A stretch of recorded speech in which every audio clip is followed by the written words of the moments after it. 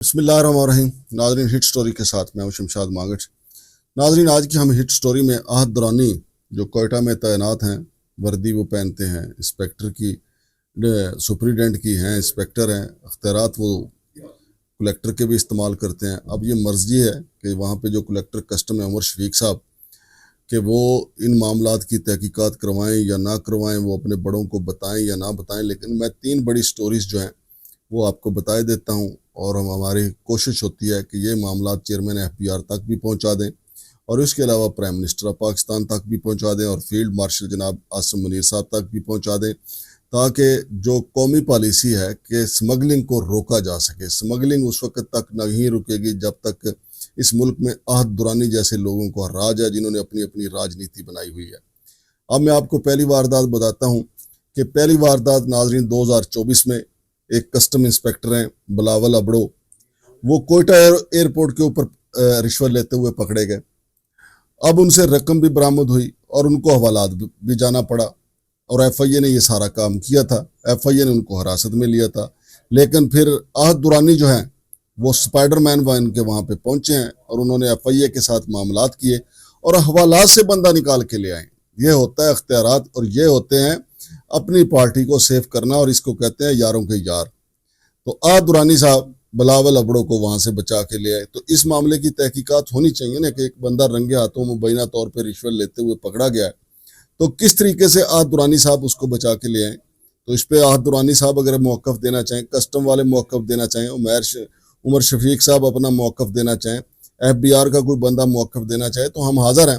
Even کہ inspector بلال ابڑو صاحب جو ہیں اس پہ کچھ بتانا چاہیں کہ ان کو بے گناہ پکڑا گیا تھا یا ان سے رشوت لی گئی تھی، لیکن میرے FIA کے ذرائع کہتے ہیں کہ ہم نے رنگے ہاتھوں ان کو پکڑا تھا، لیکن احد درانی صاحب آئے اور پھر وہ چھڑوا کے لے گئے۔ اب دوسری واردات ناظرین گزشتہ برس 2024 کی دوسری واردات، اس میں بھی آپ کو نظر آئے گا کہ کتنا زبردست جو ہے اپنے اختیارات کا استعمال کرتے ہیں احد درانی صاحب۔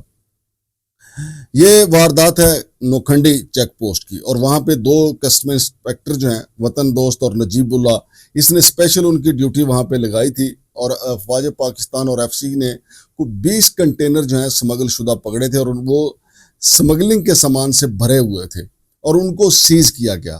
FC اور افواج پاکستان کے جو دستے تھے ان کی نگرانی میں ان کو سیز کیا گیا۔ اب یہ معتبر ذرائع نے اس بات کی تصدیق کی ہے کہ جو کسٹم انسپیکٹر ہیں وطن دوست اور نجیب اللہ، تو کسٹم انسپیکٹر وطن دوست جو ہیں ان کا نام ہے وطن دوست، ویسے تو انہوں نے وطن دوستی نہیں احد درانی کی دوستی نبھائی، اور نجیب اللہ نے بھی اللہ کا خوف نہیں کیا، اس نے احد درانی کے ساتھ کیا ہوا عہد نبھایا، اور انہوں نے وہ سامان مبینہ طور پہ وہاں سے نکالا، اور جس پارٹی کا سامان تھا اس کو دے کے تو مبینہ طور پہ اس میں بھی انہوں نے کروڑوں روپے کمائے۔ وطن دوست کو اس کا حق دیا گیا، اور جو نجیب اللہ کسٹم انسپیکٹر ہے اس کو اس کا حق دیا گیا، اور جو وہاں پہ ایماندار انسپیکٹر تھے جنہوں نے احد درانی کا کہا ماننے سے انکار کیا گیا تھا ان کو ادھر ادھر کر دیا۔ ایک سے میرا رابطہ ہوا، اس نے کہا جی بس میرے ٹرانسفر ہو گیا، لیکن میں اپنی زبان نہیں کھول سکتا۔ میں کہا بس ٹھیک ہے، مجھے پتہ ہے زبان کیوں نہیں کھول سکتا۔ اس نے کہا جی میں نے ادھر ڈیوٹی کرنی ہے، لہذا میں زبان نہیں کھول سکتا، لیکن میں FC کے جو بڑے ہیں ان سے، میں جناب فیلڈ مارشل عاصم منیر صاحب سے، ان کے اور بھی معاملات ہیں، لیکن باقیوں سے کہتا ہوں کہ احد درانی کی اب بھی تلاشی لے لیں، ورنہ ہمارا جو قومی معیشت ہے اس کو دیمک لگی رہے گی۔ ابھی ہم نے گزشتہ روزی وہ سٹوری گلگت بلتستان والی بتائی ہے، جس میں سگریٹ کی روئی جو ہے سمگل ہو کے آتی ہے، وہ کتنی 600 ارب کا ڈاکہ ہے سالانہ۔ تو اگر یہ ادھر دیکھ لیں کہ احد درانی کی نگری میں، احد درانی کی راجنیتی میں کیا کچھ ہو رہا ہے، یہ بھی ہمارے بڑوں کو دیکھنا چاہیے، یہ بھی ہمارے بااختیار لوگوں کو دیکھنا چاہیے کہ کیسے ہم نے اپنے ملک کی معیشت کو سنبھالنا ہے۔ خاص طور پہ وزیر خزانہ جو ہیں وہ تھوڑا سا دھیان دیں، تھوڑا سا دھیان وہ چیئرمین FBR کی طرف دیں، ان سے پوچھیں کہ یہ جو کلیکٹر کسٹم کوئٹہ ہیں عمر شفیق صاحب جو ہیں، ان سے ذرا پوچھیں کہ بھائی صاحب یہ کیا چل رہا ہے نیچے، احد درانی کا کیا معاملہ ہے؟ 9-10 سال سے ایک سیٹ پہ بیٹھے ہوئے بھائی جان، تو ان کو کیا ان کا ٹرانسفر نہیں ہو سکتا؟ ان کو ادھر ادھر نہیں کیا جا سکتا؟ کیا ان کے پاس ایسی کون سی گدڑ سنگھی ہے، یا یہ سامری جادوگر کے کوئی رشتہ دار ہیں، ان کے پاس کوئی ایسا جادو ہے کہ یہ جادو پھونکتے ہیں اور ہر بندے کو کیل کے رکھ دیتے ہیں؟ تو یہ چیزیں تو ارباب اختیار کے دیکھنے والی ہیں۔ تو ناظرین اب تیسری واردات بھی آپ کو دکھا دیتا ہوں. یہ بھی نوکنڈی چیک پوسٹ بھی انہوں نے کی ہے. وہاں پر بھی ایف سی او اور افواج پاکستان کے لوگوں نے, دستوں نے 100 سے زائد لگژری گاڑیاں جو ہیں نان کسٹم پیڈ پکڑی تھیں اور ان کو سیز کیا گیا تھا. لیکن وہاں پہ اسلم کشمیری کسٹم انسپیکٹر ہے, اسلم کشمیری, اس نے مبینہ طور پہ حیرت انگیز اپنا جو ہے جادو دکھایا ہے, اور وہاں بھی سرپرستی جناب احد درانی صاحب کر رہے تھے. تو ان سارے معاملات کی تحقیقات بہت ضروری ہیں, اور تحقیقات کس نے کرنی ہے؟ یا ایف بی آر نے کرنی ہے یا ایف آئی اے نے کرنی ہے.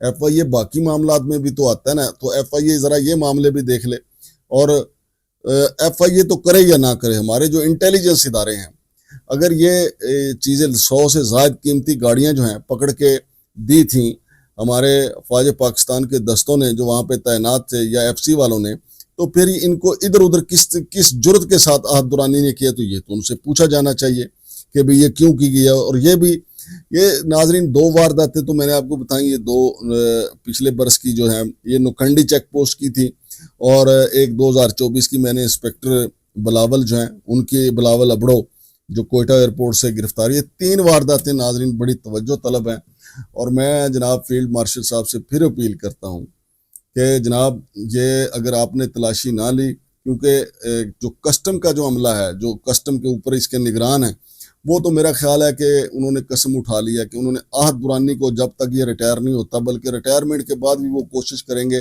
کہ اس کو مزید ایکسٹینشن لے دیں, اس کو مزید کنٹریکٹ لے دیں, اس کو کنٹریکٹ پہ رکھ لیں, تاکہ معاملات کو یہ چلاتا رہے. یہ کماؤ پوت بن گیا ہے ادارے کا بڑے افسران کے لیے.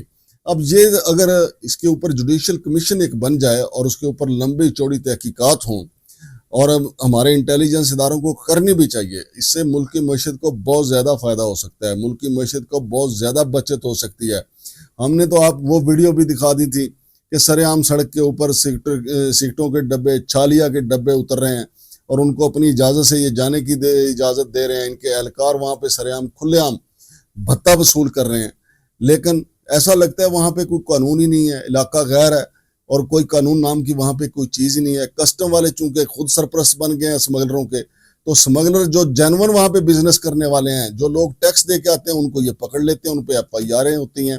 ایک کاروباری شخصیت نے مجھے فون کیا کہ میں نے 1.5 کروڑ روپے ٹیکس دیا ہے, میرے پہ ایف آئی آر بھی دے دی ہے. وہ چند دنوں میں میرے پاس آئیں گے, انہوں نے کہا کہ میں آپ کے پوڈ کاسٹ میں شرکت کرنا چاہتا ہوں, لیکن پھر میں دوبارہ انٹیلیجنس اداروں سے کہوں گا کہ اس بندے کی تلاشی لیں, اور اس کے اوپر بیٹھے ہوئے لوگوں کی بھی تلاشی لیں. وہ کیوں اس کو سپورٹ کر رہے ہیں, وہ کیوں اس کو اتنے سالوں سے یہاں پہ بٹھا رکھا ہے. تو ناظرین اگلی سٹوری میں بتاؤں گا. اس نے وہاں پہ بندے بھی بھرتی کیے, اور پھر کچھ بندے جو کراچی سے جو گئے تھے ان کے ساتھ کیا حال ہے, وہ کہاں پہ زندگی بسر کر رہے ہیں, ان کی تنخواہیں کیوں بند ہیں, تو وہ اگلی سٹوری میں آپ کو بتاؤں گا. فی الحال آج آپ کے ساتھ یہ 3 بڑی وارداتیں شیئر کی ہیں. شمشاد مانگڑ کو اجازت دیجیے. اللہ حافظ.